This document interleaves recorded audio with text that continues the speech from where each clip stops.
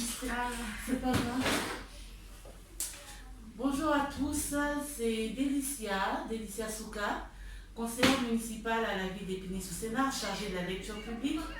Aujourd'hui, j'ai eu l'occasion et le plaisir d'assister à une action organisée par le service jeunesse pour un programme de sensibilisation sur le handicap et en particulier sur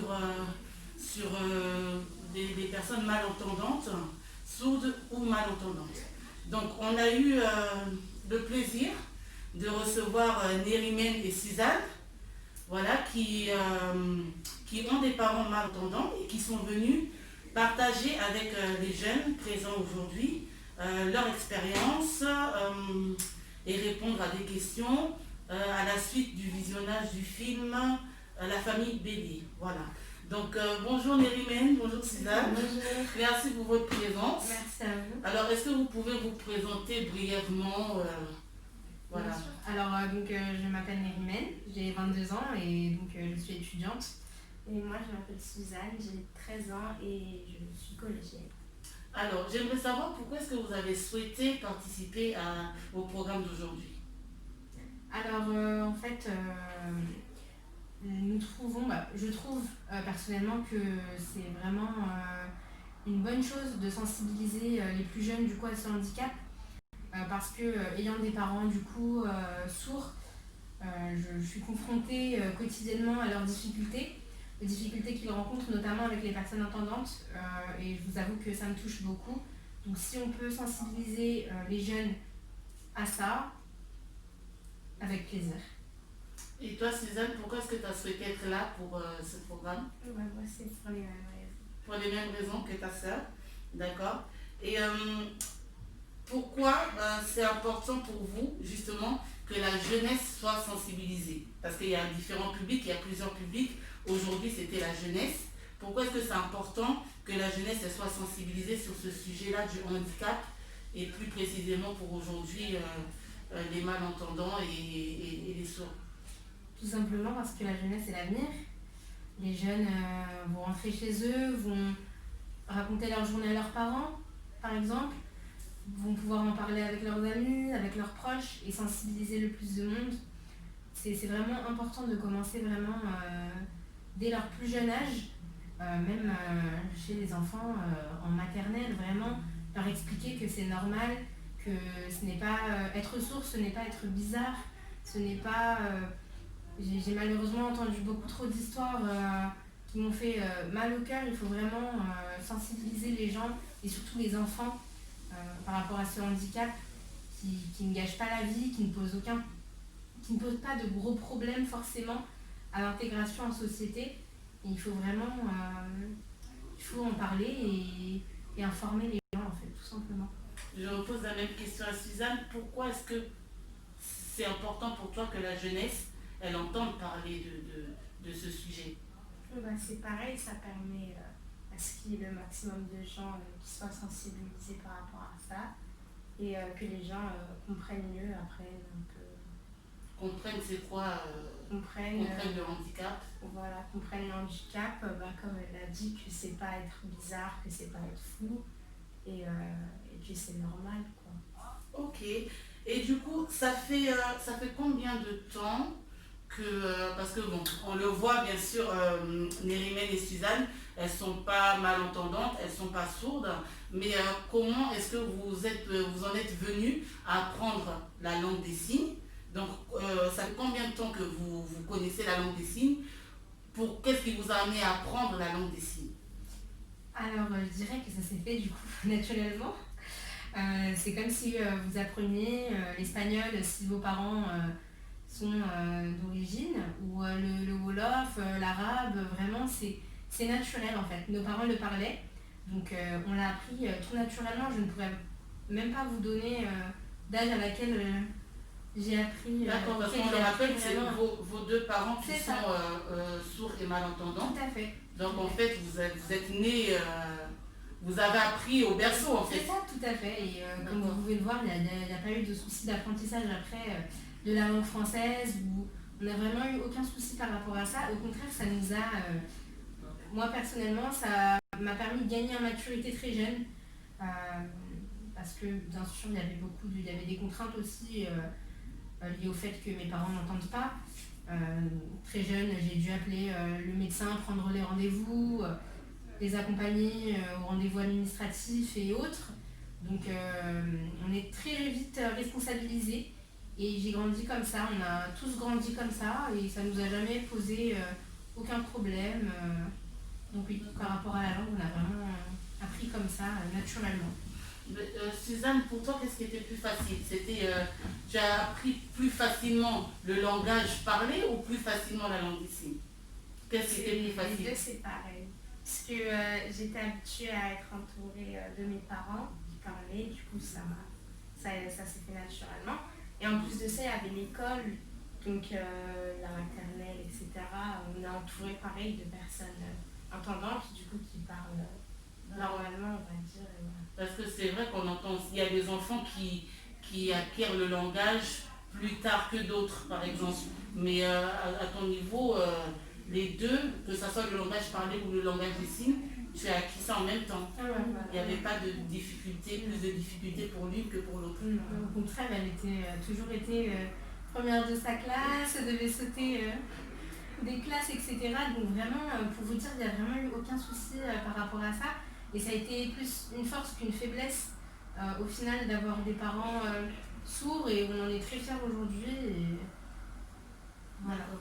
Et c'est quoi le plus difficile pour vous, selon vous, quand on est malentendant ou sourd dans cette société, c'est quoi le plus difficile? Je pense que le plus difficile, c'est le manque de compréhension, parfois le regard des gens. Quand je sors avec mes parents, faire les courses, où on voit souvent les gens qui nous dévisagent, pas forcément avec bienveillance, contre toute attente. Ils vous regardent comme si vous étiez un petit peu une bête de foire. Je trouve ça vraiment affligeant. Je comprends pas. J'ai un manque de compréhension par rapport à ça, vis-à-vis de ça. Ça m'étonne. C'est assez difficile comme ça, je pense, pour les personnes handicapées de trouver leur place dans la société. Donc que les gens en bonne santé en rajoutent en les dévisageant, en leur parlant mal. J'ai pu assister à des situations quand même assez choquantes. Et j'espère que du coup, en sensibilisant les plus jeunes, ça n'arrivera pas dans le futur. Je pense qu'une personne du coup, qui n'entend pas, c'est déjà très difficile à la base de se dire que on n'entend pas le monde extérieur en fait. Nos parents n'ont jamais entendu le son de nos voix, ne savent pas, ne connaissent pas nos voix.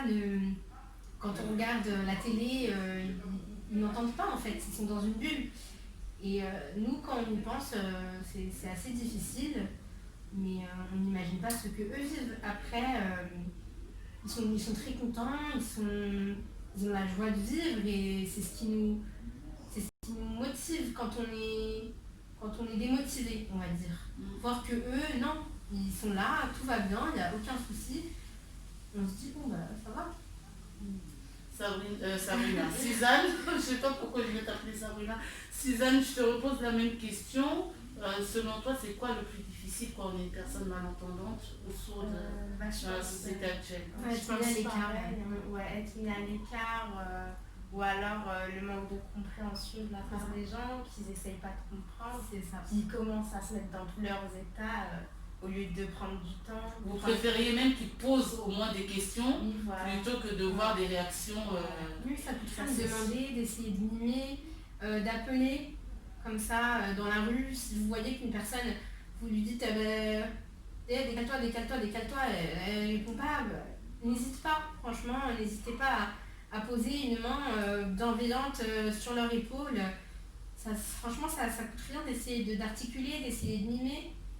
Ça faciliterait beaucoup de choses. D'accord. Et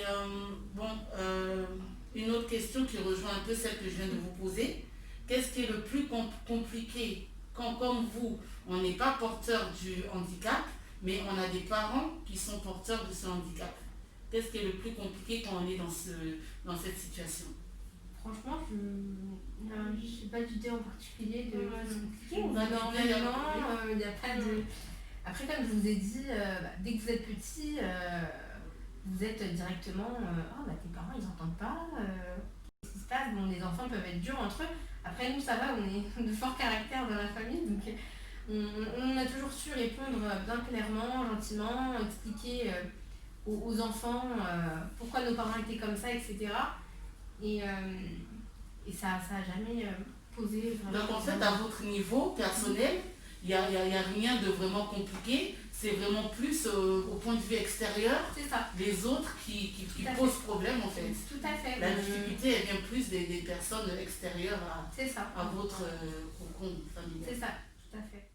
Et tout ce qui est culturel qui rejoint, qui concerne le monde du spectacle, les spectacles, les concerts. Comment on fait quand on est malentendant et sourd pour accéder à cette vie culturelle? Parce que finalement, on ne peut pas jouir comme les autres d'un concert, d'un spectacle, surtout que tous les spectacles ne sont pas signés. Alors je ne sais pas, est-ce qu'il existe des spectacles signés? Est-ce qu'il existe des concerts signés? Ça peut être absurde ce que je dis, mais ne connaissant pas du tout les réalités. Est-ce qu'il existe des spectacles signés? Pourquoi pas des concerts signés? Parce que c'est pas parce qu'on est malentendant ou sourd qu'on a moins le droit d'accéder à la culture que les autres. Donc est-ce qu'il y a des choses qui sont adaptées? Il y a des spectacles adaptés pour ce type de handicap? Alors, il me semble qu'il y a des spectacles adaptés, après pas tous malheureusement.